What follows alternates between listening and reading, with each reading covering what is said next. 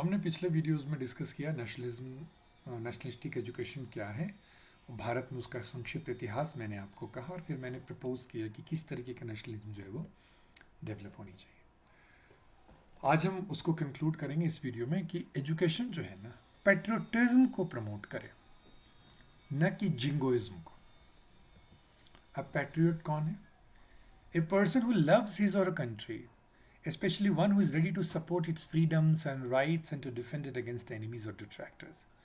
जो हमारी जनता के अधिकारों के लिए संघर्ष करे, उनकी स्वाधीनताओं, आप देखें फ्रीडम्स वर्ड यूज हुआ है कि फ्रीडम सिर्फ फ्रीडम टू एग्जिस्ट नहीं है, freedom to realise potential, freedom to work, freedom to study, freedom for everything, उसके लिए लड़े। और जो देश के दुश्मनों का यदि आक्रमण हो और हमको कोई अपनी प्रगति के पथ से अलग करे तो वहाँ पर खड़ा हो जाए, वो पैट्रियट है। अब ध्यान रखना, यहाँ पर सीक्वेंस याद रखना। सीक्वेंस क्या है यहाँ पे? सीक्वेंस है पहला love for the country, support of freedom, उसके बाद राइट्स, और उसके बाद जो है ना डिफेंडिंग अगेंस्ट एनिमीज। हो क्या रहा? जिंगोइस्ट कौन है? A person who Bragg's of his countries preparedness for fight, लड़ाई के लिए। जैसे अभी जो अधिकतर न्यूज़ चैनल हैं आप देखें तो उनका बस चले तुरंत अभी चाइना में सेना के साथ घुस जाएं, पाकिस्तान में सेना के साथ घुस जाएं। उनको लगता है लड़कर ही, क्योंकि हम इतने महान हैं। जैसे अभी आप राफेल वाले मुद्दे पे ऐसा लगा कि राफेल के आने से हम जो दुनिया की सबसे बड़ी शक्ति हो गए। तो उसमें मज़ेदार बात यह है कि जिन लोगों ने राफेल बनाया, फ्रांस, वो जब दुनिया की सबसे बड़ी शक्ति में अपने आप को नहीं गिनता है तो कुछ जहाज आ जाने से हम, ऑफ कोर्स हमारी शक्ति बढ़ी है, बट दुनिया की महाशक्ति बन गए हैं। इस तरह से जो है प्रेजेंट यदि आपकी मीडिया और आपके लोग करने शुरू कर दें, इंटेलेक्चुअल्स करने शुरू कर दें, तो वो जिंगोइज्म है, पेट्रियोटिज्म नहीं है।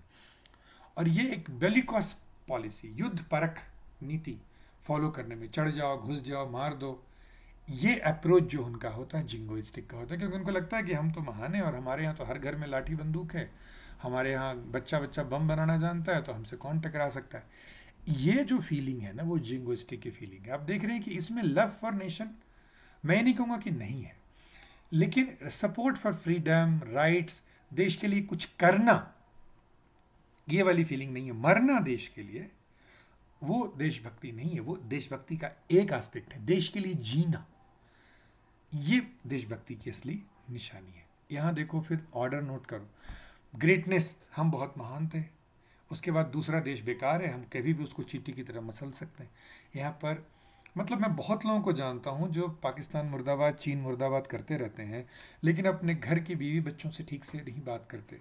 एक नागरिक के रूप में जो उनके कर्तव्य हैं, कूड़ा सड़क पे फेंकते हैं, है ना, वो बेसिक जो कर्तव्य हैं उनको पूरा नहीं करते। उनके घर पे यदि कोई डोमेस्टिक हेल्पर आती हैं, उनके साथ वो बुरा व्यवहार करते हैं, है ना। तो आप ये देख रहे हैं कि जो एक देश के प्रति कर्तव्य है वो जिंगोइस्टिक कभी भी पूरा नहीं करता। अब हम आ रहे हैं शिक्षा में उसको कैसे प्रमोट कर सकते हैं। मैं 3 तरीके आपसे शेयर कर रहा हूँ, करिकुलर, को करिकुलर और एक्स्ट्रा करिकुलर। 3 अप्रोचेज हैं मैं रिकमेंड कर रहा हूँ। करिकुलर अप्रोचेस, सिलेबस में चीज़ें होनी चाहिए, रीजनल वॉइसेस, अलग अलग क्षेत्रों की कहानियाँ, वहाँ के लोगों की समस्याएं, उनकी जीवन शैलियाँ, रीजनल वॉइसेस हों। देश के जो सिंबल्स हैं, हमें बहुत सारे जो यूथ हैं उनको देश के सिंबल्स के बारे में कोई जानकारी नहीं है, कॉन्स्टिट्यूशन के बारे में जानकारी नहीं है, डाइवर्सिटी के जो डिफरेंट एस्पेक्ट हैं। जनरली किताबों में ना डाइवर्सिटी को भी रोमांटिसाइज, ग्लोरीफाई किया जाता है, जैसे बहुत अच्छा है। ऑफ कोर्स डाइवर्सिटी में बहुत कुछ अच्छा है, बट डाइवर्सिटी में कई चीज़ें डिविजिव भी हैं, उसकी भी समझ बननी ज़रूरी है ताकि डिविजिव फोर्सेस को हम लोग ख़त्म कर दें। फैक्ट्स बेस्ड हिस्ट्री हो, रिच, हमारी जो लिटरेरी और आर्टिस्टिक हेरिटेज है वो बहुत ही बड़ी एसेट है हमारे लिए, उसको इस्तेमाल किया जाए नेशनलिज्म को प्रमोट करने में। ये करिकुलर अप्रोच। को करिकुलर में मेरी फीलिंग है कि जो नेशनलिज्म के कुछ लिविंग प्लेसेस हैं, जो मॉन्यूमेंट्स हैं, वर्धा, चौरी चौरा, जलियांवाला, ये जो कुछ जगहें हैं जो लिविंग प्लेसेस है, वहाँ जाकर आप में से जो लोग गए होंगे ऐसी, आप देखेंगे कि वहाँ देश के लिए कितना जज्बा जो क्रिएट होता है। ऐसे लोग जो अलग अलग राज्यों से हैं, अलग अलग धर्मों से, अलग अलग जातियों से, उनसे मिलना, जो नेशनल डेज हैं, दूसरे राज्यों के फेस्टिवल्स को मनाना, एक भारत श्रेष्ठ भारत की जो स्कीम है, एक तरह का वो को करिकुलर जो एक्टिविटी है, वो हम एक्स्ट्रा करिकुलर की एक्टिविटी है। एक भारत श्रेष्ठ भारत है, collective celebration of free festivals है, कल्चरल इवेंट्स हैं जहाँ हम एक दूसरे के साथ रहते हैं, मिलते हैं। तो ये कुछ तरीके हैं जिसको मुझे लगता है यदि हम अपनाएं तो जो राष्ट्रीयता की भावना ज़रूर विकसित होगी। इनको भी यदि मैं और समराइज करूं तो मुझे लगता है कि आप अपने से अलग लोगों के साथ जितना मिलेंगे, उनके बारे में समझ बढ़ाएंगे, तभी उनके बारे में रिस्पेक्ट पैदा होगी, और तभी आपको एक पैदा होगा कि ये देश सिर्फ मेरा नहीं है, उनका भी है और हम सबका है।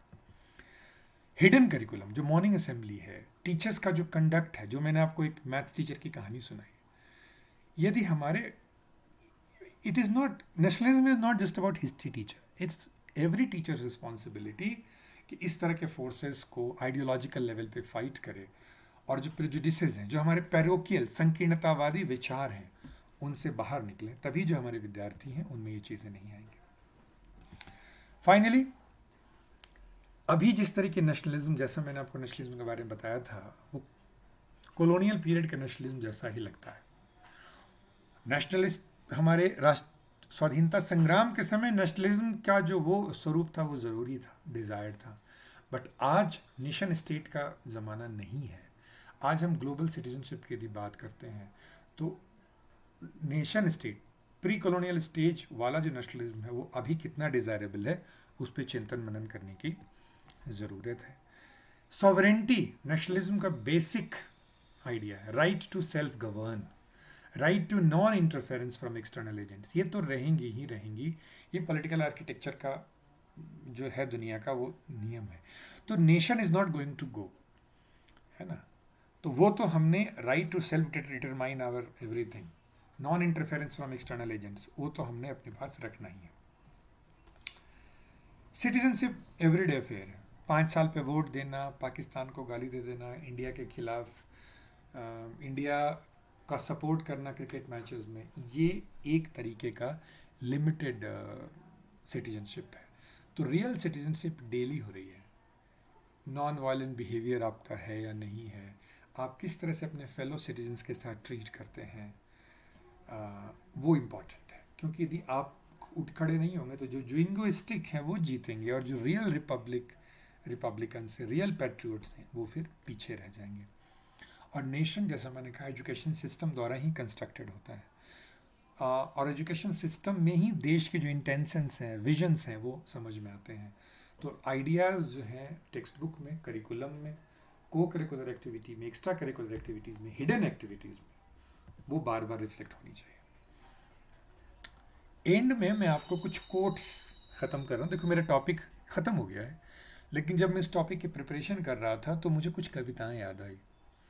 एक कविता दिनकर की, एक कविता टैगोर की, और एक कोट अरविंद घोष के बारे में। आपको मैंने अरविंद घोष के शिक्षा में भूमिका, मैंने आपको एक वीडियो भेजा है आपके सिलेबस में। तो जब मैं वो पढ़ रहा था तो नेशनल एजुकेशन का, आपको याद होगा, एक स्लाइड नेशनल एजुकेशन के बारे में थी। जब मैं उनकी वो किताबें पढ़ रहा था नेशनल एजुकेशन के बारे में, तो मुझे लगा एक पैराग्राफ मैं इसमें से चुन लेता हूँ, जो मैं आप लोगों के साथ नेशनलिज्म एंड एजुकेशन वाले टॉपिक में आपसे शेयर करूँगा। बहुत सिंपल अंग्रेज़ी है, मैं आपसे पढ़ रहा हूँ, उसकी समरी में आपको रुक के बताता हूँ। कहते हैं अरविंद कि national education can not be defined briefly in 1 or 2 sentences, but we may describe it tentatively as the education which is starting with the past and making full use of the present builds up a great nation. वो कह रहे हैं कि nation हमेशा past में नहीं रहता, past से लेना है, प्रेजेंट को यूज़ करना है, ताकि हम एक फ्यूचर में बढ़िया नेशन बना सकें। Whoever wishes to cut off the nation from its past is no friend of our national growth. Past से कटना ठीक नहीं है। Whoever fails to take advantage of the present in losing is the battle of life. Present से का भी हमने advantage लेना है। We must therefore save for India all that she has stored up of knowledge, character and noble thought in her immemorial past. जो हमारे भूतकाल में जो कुछ अच्छा हुआ है, जो कुछ अच्छा था, उसको संवारना है, संभालना है, उसका इस्तेमाल करना है। We must acquire for her the best knowledge that Europe can give her and assimilate to her own peculiar type of national temperament. कि हमने दूसरी शक्तियों से जो सीख सकते हैं वो सीखना है, और उसको एक भारतीय रंग में रंगना है। We must introduce the best methods of teaching humanity has developed, whether modern or ancient, and all these we must harmonize into a system which will be impregnated with the spirit of self-reliance, so as to build up men and not machines. है ना। तो आप मेरे ख्याल से इसको समझ गए हैं। वो ये कह रहे हैं कि अपने देश में जो पास्ट में अच्छा था वो लेना है, प्रेजेंट में जो अच्छा है उसको लेना है, दूसरे देशों दूसरे संस्कृतियों में जो अच्छा है उसको लेना है, क्योंकि हमने अल्टीमेटली मशीन बनाने हैं, मशीन नहीं बनाने, इंसान बनाने हैं जो भविष्य का भारत बनाएगा। पहले मैंने सोचा था आपसे 2 कविताएं लिंक शेयर करूं, आप उसको पढ़ें, बट मुझे लगता है कि एक आपको मैं खुद सुनाऊं तो मुझे लगता है कि आप इसको ज़्यादा समझेंगे। दिनकर की कविता है, किसको नमन करूं। ये बहुत इंपॉर्टेंट है, कौन से भारत को प्रणाम करूं। कहते हैं कि तुझको तेरे नदीश, नदीश गंगा के लिए है, तुझको या तेरे नदीश गिरि वन को नमन करूं मैं, मेरे प्यारे देश देह या देह को मन को नमन करूं मैं। किसको नमन करूं मैं भारत, किसको नमन करूं मैं। भूखे मानचित्र पर अंकित त्रिभुज, भारत देखें त्रिभुजाकार नक्शा है, तो क्या जो नक्शा वही भारत है। भूखे मानचित्र पर अंकित त्रिभुज यही क्या तू है, नर के नभस चरण की दृढ़ कल्पना नहीं क्या तू है। इंसान जो आसमान में विचरना चाहता है उसकी दृढ़ कल्पना है भारत। कहते जो शब्द बना है, भा मतलब प्रकाश, रत मतलब लीन, जो प्रकाश की खोज में, आत्मा की खोज में लीन है, जो एक दूसरे लोक में जाना चाहता है, वो जो कल्पना है वो भारतीयता है। भूखे मानचित्र पर अंकित त्रिभुज यही क्या तू है, नर के नभस चरण की दृढ़ कल्पना नहीं क्या तू है। भेदों का ज्ञाता, जो हमारे प्राचीन टेक्स्ट हैं भेदों से भरे हैं, निगूढ़ताओं का चिर ज्ञानी है मेरे प्यारे देश, नहीं तू पत्थर है पानी है। कि वो you are not cast in stone, fixed है, पानी है जो हमेशा बह रहा है। भारतीय संस्कृति बह रही है, हमेशा बदल रही है, धाराएं बदल रही है, दूसरी धाराएं आके मिल रही हैं, उन धाराओं को भी हम अपना बना के आगे बढ़ रहे हैं। जड़ताओं में छिपे किसी चेतन को नमन करूं मैं, किसको नमन करूं मैं भारत, किसको नमन करूं मैं। फिर देखें क्या कहते हैं, भारत नहीं स्थान का वाचक गुण विशेष नर का है, एक देश का नहीं शील यह भूमंडल भर का है।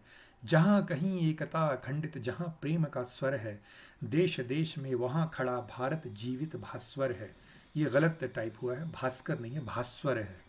निखिल विश्व को जन्मभूमि वंदन को नमन करूं मैं, किसको नमन करूं मैं भारत, किसको नमन करूं मैं। खंडित है यह मही शैल से, सरिता से, सागर से, कि लोगों ने पर्वतों, पहाड़ों, नदियों, समुद्रों से सीमाएं बना ली है। पर जब भी 2 हाथ निकल मिलते या द्वीपांतर से, तब खाई को पाट शून्य में महामोद मचता है। 2 द्वीपों को के बीच सेतु यह भारत ही रचता है। मंगलमय यह महासेतु बंधन को नमन करूं मैं, किसको नमन करूं मैं भारत, किसको नमन करूं मैं। 2 हृदयों के तार जहां भी जो जन जोड़ रहे हैं, मित्र भाव की ओर विश्व की गति को मोड़ रहे हैं।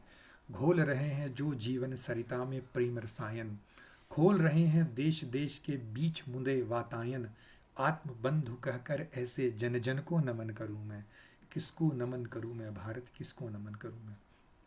आखिरी स्टैंजा है, उठे जहां भी घोष शांति का, भारत स्वर तेरा है। धर्मदीप हो जिसके भी कर में, वह नर तेरा है। तेरा है वह वीर सत्य पर जो अड़ने आता है, किसी न्याय के लिए प्राण अर्पित करने जाता है। मानवता के इस ललाट वंदन को नमन करूं मैं, किसको नमन करूं मैं, किस इस ललाट चंदन को नमन करूं मैं होना चाहिए। इसमें टाइपिंग के बहुत सारी एरर हैं, आप इसको इंटरनेट पे फिर से जिनकी रुचि है वो दोबारा इसको देखें, कुछ अशुद्धियाँ रह गई हैं। बट आप इसका सार समझिए कि भारत सिर्फ मैप नहीं है, भारत सिर्फ इस, यदि हम आपको कुछ चीज़ों की लिस्ट बना दें कि ये भारत है, तो आपको जो मैंने पहले डिस्कस किया एसेंशियलाइजेशन हो जाती है। एसेंशियलाइजेशन नहीं है, आप 4-5 लक्षणों में भारत को नहीं बांध सकते। अभी आपको पता है यूएन पीस कीपिंग फोर्स में भारत जाता है, कहीं कुछ प्रॉब्लम होती है तो भारत को बुलाया जाता है, क्योंकि हमारे यहाँ जो कि विश्व बंधुत्व की भावना है, हमने दूसरे में भी खुद की ही परछाई देखी है ना। हम ग्लोबलाइजेशन की बात आज कर रहे हैं, अथर्ववेद में बहुत पहले यत्र विश्वम भवति एक नीडम, जहाँ दुनिया एक घोंसले के रूप में बदल जाती है। तो आप देखें कि भारत या भारतीयता, आप किसको चुनेंगे।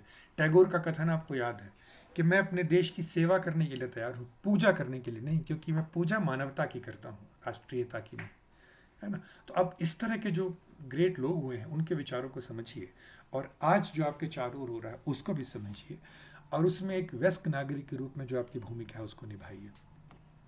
टैगोर की कविता से मैं अपने इस पूरे, मुझे लगता है टॉपिक बहुत छोटा सा था, नेशनलिज्म इन एजुकेशन, एक टॉपिक का 1/3 था, लेकिन मुझे लगा ये बहुत महत्वपूर्ण, इसलिए मैंने समय लगाया, और मेरे ख्याल ये हमारा 7वां वीडियो है इसको समझने के लिए। Where the mind is without fear and the head is held high.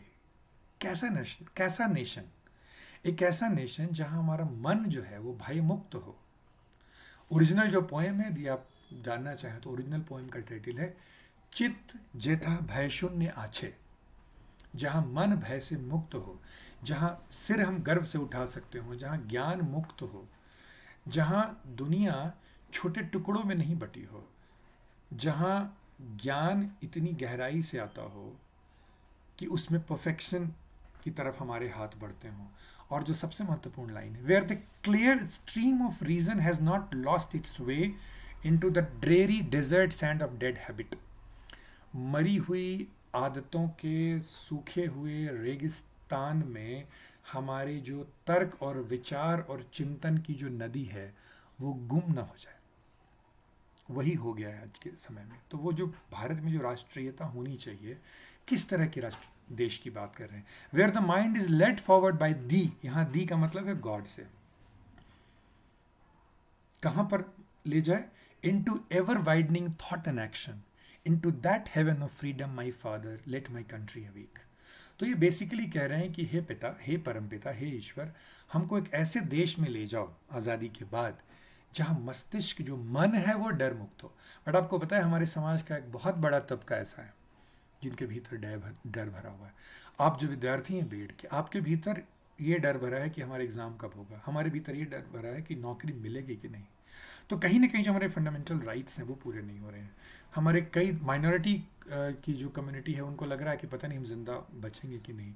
जो हमारे दलित हैं, जो हमारे ट्राइबल हैं, जो हमारी वुमेन हैं, उनके अंदर भय का भाव है। तो एक कैसे राष्ट्र की कल्पना है, कैसा ज्ञान कैसा होना चाहिए, विचारों की सरिता किस तरह से होनी चाहिए, है ना। तो आप किस तरह के देश की बात कर रहे हैं वो सारी इन कविताओं में आपको अच्छे से समझ में आ रही है। इसी के साथ मैं इसको क्लोज करता हूँ। Thank you.